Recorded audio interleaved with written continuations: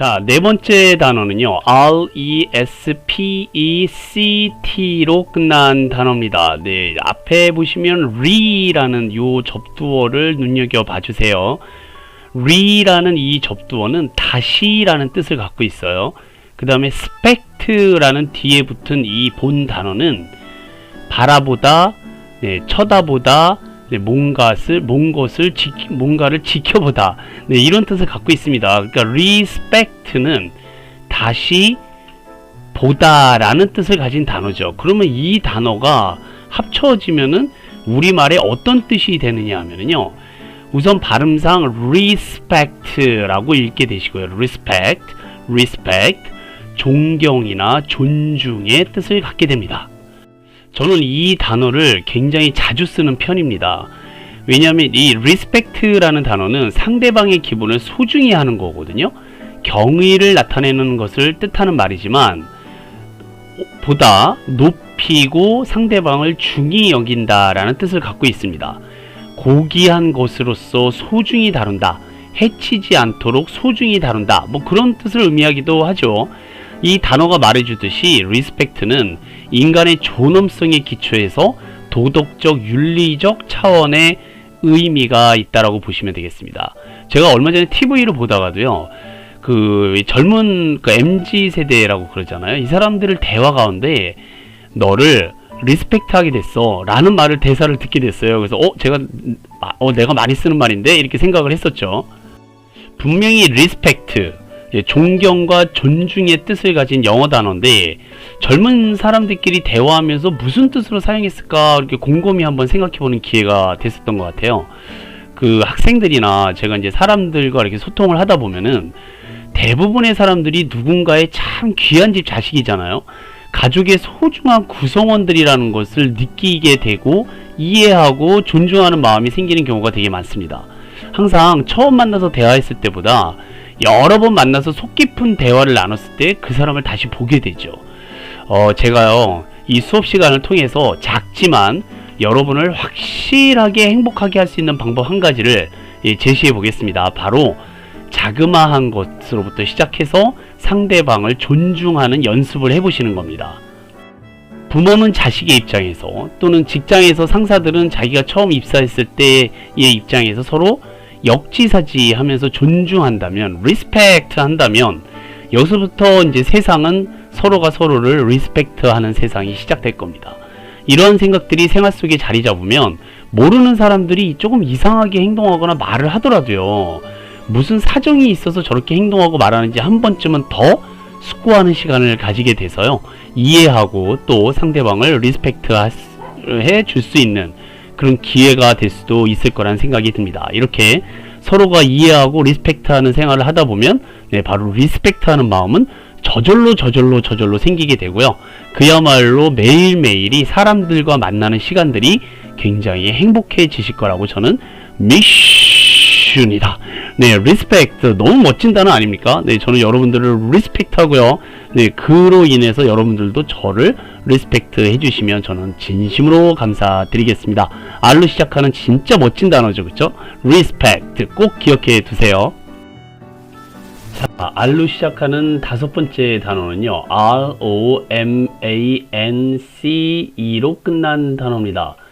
RO까지만 보시면 row가 되겠고요. MAN은 많이 됩니다. 그 다음에 C는 S가 돼서요, romance라고 하는, 많이 들어보신 단어죠.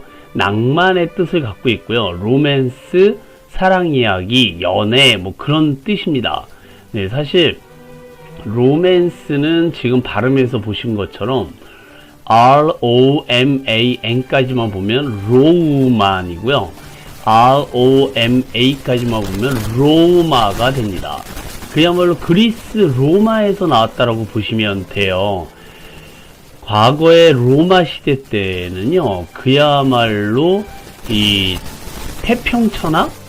그런 세상이었죠. 로마가 지배했던 세상은 그야말로 이 사치와 또 부와, 그러한 것들로 가득 찬 곳이 로마였거든요. 너무나도 잘 살고 너무나도 부유했던 나라 로마였는데, 그때의 것을 상상하고 추억하는 그런 이야기. 네, 그게 바로 로맨스입니다. 네, 그런 단어와 더불어서 로맨틱이라는 단어도 우리가 많이 쓰고 있죠. 그야말로 이 남녀 간의 사랑 이야기, 네, 그 로맨틱 무슨 드라마라든지 네, 로맨틱한 이야기다 뭐 이런 식으로 로맨틱한 분위기다 이런 말 쓰잖아요. 네, 그래서 이 로맨틱, 로맨스라는 단어는 그야말로 로마라는 단어에서 온 추억을 상상하는 네, 그런 낭만, 사랑 이야기, 연애 이야기, 그런 스토리를 말한다라고 보시면 되겠습니다. 네, 그런데 이제 이 단어를요, 우리는요, 그런 드라마 같은 데서 보는 게 아니라 요즘은 정치권에서 많이 쓰는 단어로, 네, 등장하고 있습니다. 내로남불. 내가 하면 로맨스. 네, 내로. 그러니까 내가 하면 로맨스, 남이 하면 불륜이다라는, 네, 그런 정치권 용어로 지금 많이 쓰고 있는 가운데, 바로 이 로맨스가 들어가고 있습니다. 무슨 뜻이냐면요. 내가 하면은 운전을 하면 숙달운전이고 남이 하면 남풍운전이고 내가 못생긴 건 개성이고 남이 못생긴 건 원죄고 내가 땅 사면 투자고 남이 땅 사면 투기고 내가 하면 예술이고 남이 하면 외설이고 내가 하면 오락이고 남이 하면 도박이고 내가 하면 아이디어고 남이 하면 잔머리고 네, 그게 내로남불입니다. 네, 그야말로 이제 내가 하는 건 다 옳고요. 남이 하는 건 다 틀렸다. 네, 그런 뜻으로 내로남불이라는 말에서 로맨스라는 단어가 등장합니다. 네, 어쨌든 간에요. 이 단어는 그런 정치적인 개념하고는 전혀 관계없는 단어로 네, 로맨스. 프랑스 발음으로 로망스 이렇게도 얘기할 때가 있어요. 자, 어쨌든 네, 낭만의 뜻을 가진 단어는 뭐라고요? 로맨스였습니다. 잘 기억해 두세요. 자, 6번째 단어는요, 조금 지저분한 단어임에도 불구하고 반드시 알고 계셔야 되는 기본적인 단어인데요. RUBBISH입니다. RU까지만 보면 U 발음이 어 발음이 나서요. 그 다음에 BB는 B입니다. 그냥 B. SH는 she 발음이 나서요. rubbish라는 뜻이 돼요. 쓰레기입니다. 혹시 식사하고 계신데 이 동영상 듣고 계신 분 없으시죠? 자, 쓰레기를 영어로 무엇이라고 합니까? rubbish라고 하는데요. 원래 이 쓰레기라는 단어는 총 4가지의 단어가 있습니다. 첫 번째 쓰레기는요, trash라고 해서요, trash라고 읽는 단어인데, 이 trash는 일반 쓰레기를 얘기를 하고요. 그 다음에 우리가 많이 들어보신 garbage로 끝나는 garbage라는 단어는 음식물 쓰레기를 나타내요. 그 다음에 이제 우리가 지금 공부하는 rubbish가 일반 쓰레기와 음식 쓰레기를 합친 거를 얘기를 합니다. 진정한 쓰레기는 바로 rubbish겠죠. 그 다음에 마지막으로요, waste, waste라는 단어는 앞에 폐자가 붙으면 전부 다 waste예요. 폐기물을 나타내는 쓰레기. 네, 그 단어가 바로 waste입니다. 네, 이 4가지 쓰레기의 뜻을 가진 4가지 단어를 반드시 정리를 꼭 잘 해두셨으면 좋겠습니다. 오늘 같이 공부하신 쓰레기는 어떤 거다? rubbish였습니다. 네, trash, garbage, rubbish, waste. 네, 구별해서 잘 기억을 해두셨으면 좋겠습니다. 자, 7번째 R로 시작하는 단어는 RACCOON입니다. C가 2번 들어가고요. O가 2번 들어간다는 거 네, 주의해 주세요. 자, 앞에 있는 RA까지만 보시면 라가 되겠고요. 라 또는 레라고도 읽습니다. 그 다음에 CC는 쌍키읔인데 우리나라는 쌍키읔이 없기 때문에 그냥 키읔으로만 발음하시면 되겠고요. O가 2개가 붙으면 우 발음이 나죠. 알파벳 U 발음하고 똑같은 우 사운드가 납니다. 뒤에 있는 N하고 합쳐져서 읽게 되시면 라 또는 레, 네, 쿤이 되겠습니다. 빠르게 읽게 되면 라쿤 또는 레쿤, raccoon 이렇게 있습니다. 이게 미국 너구리를 라쿤이라고 하시는 거예요. 그러니까 뭐 미국 너구리, 우리나라 너구리 좀 구별할 필요는 없어서 그냥 너구리는 라쿤, 영어로 라쿤 또는 raccoon이라고 하시면 되시고요. 그렇게 알고 계시면 되겠습니다. 꼬리에 긴 그 줄무늬가 아주 특징이고요. 뭐 손가락의 모양이라든지 눈 주위에 검은 부분의 형태 등이 있죠. 그 솔직히 그 너구리 꼬리에는요 원래 줄무늬가 없어요. 미국 너구리, 그러니까 이 라쿤에 줄무늬가 있어요. 그러니까 줄무늬가 있는 놈은 미국산입니다. 우리나라 너구리는요 꼬리에 줄무늬가 없어요. 네, 그걸 좀 알아두시면 나중에 혹시라도 너구리 라쿤을 보시게 됐을 때 얘는 왜 꼬리가 저렇게 줄무늬가 없어 그러면 이 국내산이라든지 아시아계 쪽 너구리예요.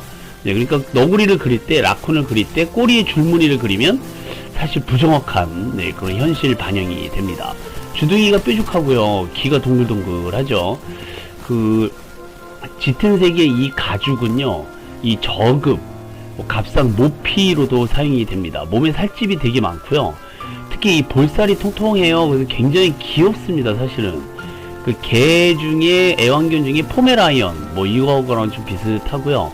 살이 많아가지고 움직임이 둔하기 때문에 생명의 위협을 느끼면은요 도망가기보다는 죽은 척을 합니다.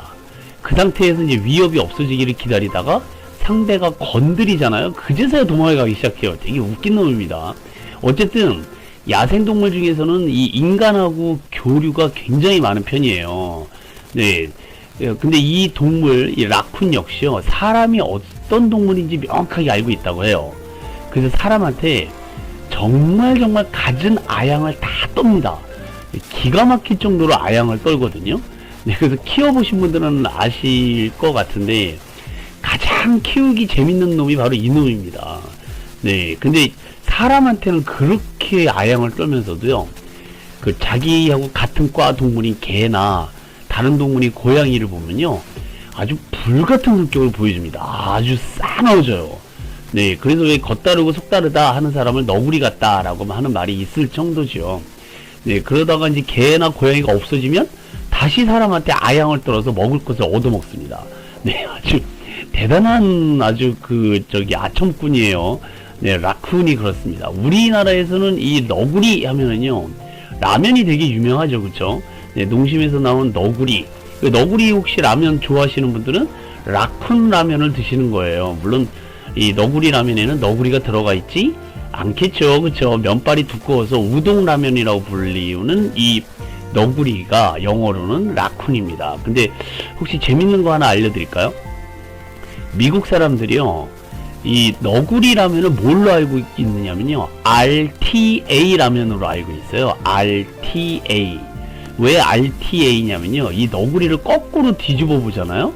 네, 그러면 이게 영어 발음처럼 보여요. 여기 R 보이시나요? R. 네, 그 다음에 T.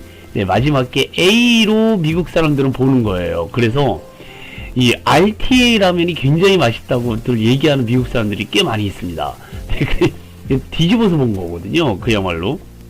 자, 그래서 RTA 라면은 무슨 라면이다? 너구리를 영어로 하면 뭐다? 라쿤이라고 하는 거다. 네, 그렇게 기억해 두셔서 일상생활에서도 라쿤이라는 단어를 잊어버리지 않으셨으면 좋겠습니다.